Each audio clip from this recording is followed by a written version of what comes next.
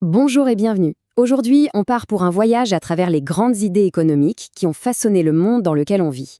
De la Grèce antique jusqu'aux défis du XXIe siècle, on va voir ensemble comment notre façon de comprendre la richesse a complètement, radicalement changé. Tout part de cette question qui a l'air simple, mais qui est en fait fondamentale. D'où vient la richesse? Et cette question, elle a occupé les plus grands esprits pendant des siècles, et leurs réponses ont à chaque fois défini des époques entières. Parce que c'est exactement ça. C'est l'histoire d'une série de révolutions intellectuelles. Des idées qui ont bouleversé la manière dont nos sociétés s'organisent, commercent et créent de la valeur. Allez, c'est parti, on plonge dedans. Alors voilà un peu notre feuille de route. On va commencer dans l'Antiquité, quand l'économie était avant tout une affaire de morale. Ensuite, on fera un bond jusqu'au XVIIe siècle pour voir comment l'État est devenu obsédé par l'accumulation de trésors. Puis viendra le XVIIIe avec une idée folle pour l'époque, la liberté du marché. Le XIXe siècle, lui, apportera une critique féroce de ce système, ce qui nous mènera au grand débat du XXe siècle et enfin aux défis totalement nouveaux auxquels on fait face aujourd'hui. Notre premier arrêt nous ramène donc à une époque où l'économie n'était pas encore une science à part entière.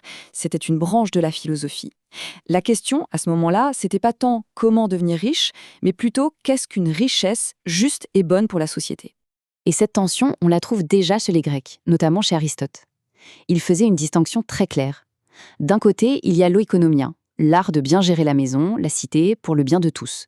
Et de l'autre, il y a ce qu'il appelait la schrématistique, l'art de s'enrichir pour s'enrichir, d'accumuler de l'argent juste pour le plaisir d'en avoir plus. Pour lui, cette deuxième option était carrément contre nature. Et cette distinction, elle est vraiment au point de départ de tout. Allez, on fait un bond de plusieurs siècles en avant, on arrive à l'époque des grands empires européens. Et là, une nouvelle idée s'impose, le mercantilisme. L'économie devient une arme au service du roi. La richesse d'une nation, c'est très simple, c'est la quantité d'or et d'argent qu'elle a dans ses coffres. Et pour en avoir plus, la règle du jeu est simple, il faut vendre plus aux autres pays qu'on ne leur achète. Le point absolument central du mercantilisme, c'est le rôle de l'État. Un État fort, interventionniste. Pensez à Colbert en France sous Louis XIV. Il organise l'économie comme un général organise son armée. On protège les industries nationales avec des taxes. On va chercher les matières premières dans les colonies.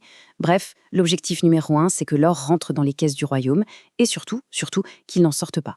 Mais cette vision de l'économie comme un gâteau à taille fixe, où pour que l'un gagne, l'autre doit forcément perdre, cette vision va être complètement balayée. Une nouvelle école de pensée arrive et dit « Attendez une minute ». La richesse, ce n'est pas un trésor qu'on se vole les uns aux autres. C'est quelque chose qu'on peut créer. Ce sont les physiocrates, en France, au XVIIIe siècle, qui lancent cette petite bombe. Pour eux, l'or, le commerce, l'industrie, tout ça ne fait que transformer une richesse qui existe déjà. La seule et unique source de nouvelles richesses, de valeur ajoutée, c'est la terre, c'est l'agriculture, qui, à partir d'une graine, donne une récolte. Et cette idée, elle a une conséquence énorme, qui se résume dans cette petite phrase que tout le monde connaît, « laisser faire, laisser passer ». Si l'économie obéit à des lois naturelles, comme la nature elle-même, alors l'État n'a pas à s'en mêler. Il doit juste laisser les gens faire des affaires et laisser les marchandises circuler librement. C'est le début de la pensée libérale. Et puis arrive un moment clé.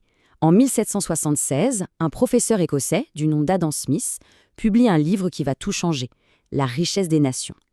Il va reprendre ses idées de liberté et de production, mais en allant beaucoup plus loin. Pour lui, ce n'est pas seulement l'agriculture qui crée de la richesse, c'est tout travail productif.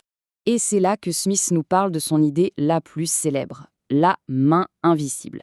En gros, il nous dit « Pas besoin d'un grand planificateur pour que la société fonctionne. Prenez un boulanger. Il ne se lève pas le matin en se disant « Je vais œuvrer pour le bien commun ». Non, il veut gagner sa vie. Mais pour ça, il est obligé de faire du bon pain à un prix correct. Et en poursuivant son intérêt égoïste, il contribue, sans même s'en rendre compte, au bien-être de tout le monde.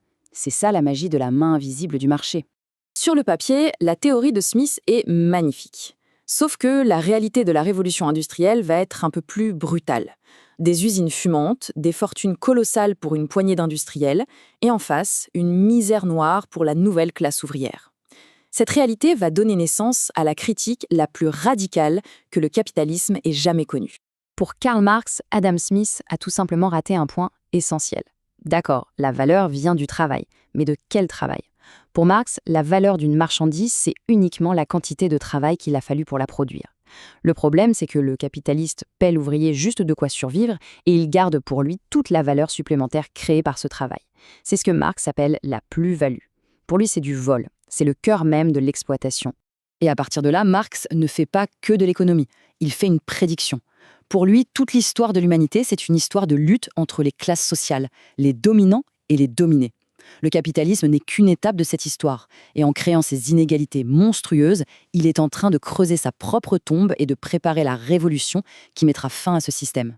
Bon, le capitalisme ne s'est pas effondré comme Marx le pensait, mais il est devenu incroyablement instable. Le XXe siècle va être secoué par des crises d'une violence inouïe. Alors la question change. Il ne s'agit plus de remplacer le capitalisme, mais de savoir comment le maîtriser. Et là, deux géants de la pensée vont s'affronter. D'un côté, on a John Maynard Keynes. Son problème à lui, c'est la Grande Dépression des années 30. Le chômage explose, les usines ferment, c'est le chaos. Des décennies plus tard, on a Milton Friedman. Lui, il fait face à un phénomène complètement nouveau, la stagflation des années 70. C'est-à-dire que les prix grimpent en flèche et le chômage aussi, un vrai casse-tête. Pour Keynes, le diagnostic de la dépression est simple. La machine économique est en panne parce que plus personne ne met d'essence dedans. Les gens ont peur, ils n'investissent plus, ils ne consomment plus, la demande est à zéro. Pour Friedman, des années plus tard, c'est tout l'inverse. Le problème, c'est que l'État a mis trop d'essence dans le moteur, il a créé trop de monnaie, du coup le moteur surchauffe, les prix s'envolent, mais l'économie, elle, n'avance plus. Les solutions sont donc diamétralement opposées. Keynes dit « Quand le privé cale, c'est à l'État de prendre le relais, il doit dépenser massivement, même en s'endettant, pour relancer la machine. » Friedman, lui, rétorque « Non, l'État, c'est lui le problème, il doit s'écarter, arrêter de jouer à l'apprenti sorcier avec la monnaie et laisser le marché faire son travail. » Ce duel a vraiment structuré toute la pensée économique de la seconde moitié du XXe siècle. Et ça nous amène à aujourd'hui. L'idée qu'une seule grande théorie, qu'elle soit de Keynes ou de Friedman, puisse tout expliquer, on en est un peu revenu. On a compris que pour les problèmes complexes de notre époque, il faut plutôt une boîte à outils bien remplie avec des approches différentes. Et s'il y a bien un événement qui a accéléré ce changement, c'est la crise financière mondiale de 2008. Ça a été un électrochoc. Un rappel brutal que non, les marchés laissés à eux-mêmes ne sont pas toujours rationnels et ne s'autorégulent pas comme par magie. Loin de là. Du coup, ça a ouvert le champ à de nouvelles approches passionnantes. Par exemple, l'économie comportementale, qui intègre la psychologie pour nous rappeler qu'on ne prend pas toujours des décisions logiques. Ou encore l'économie écologique, qui nous alerte sur le fait que la croissance économique infinie sur une planète finie, eh bien, ça pose un petit problème. Et bien sûr, on tente toujours de mieux comprendre la mondialisation, ce réseau hyper complexe qui nous lie tous. Alors, au final, qu'est-ce qu'on doit retenir de tout ce voyage ? Le point le plus important, c'est peut-être que l'économie, ce n'est pas une science dure avec des lois immuables. C'est une conversation, une histoire qui s'écrit en permanence. Nos idées sur la richesse, le rôle de l'État, la justice sociale ne sont pas figées. Elles évoluent, elles s'adaptent constamment aux défis de chaque époque.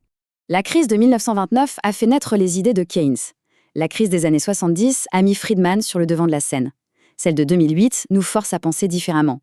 Alors la grande question, la vraie question pour nous aujourd'hui, c'est, face au changement climatique, aux inégalités croissantes, aux révolutions technologiques, quelle sera la prochaine grande idée qui définira notre avenir ?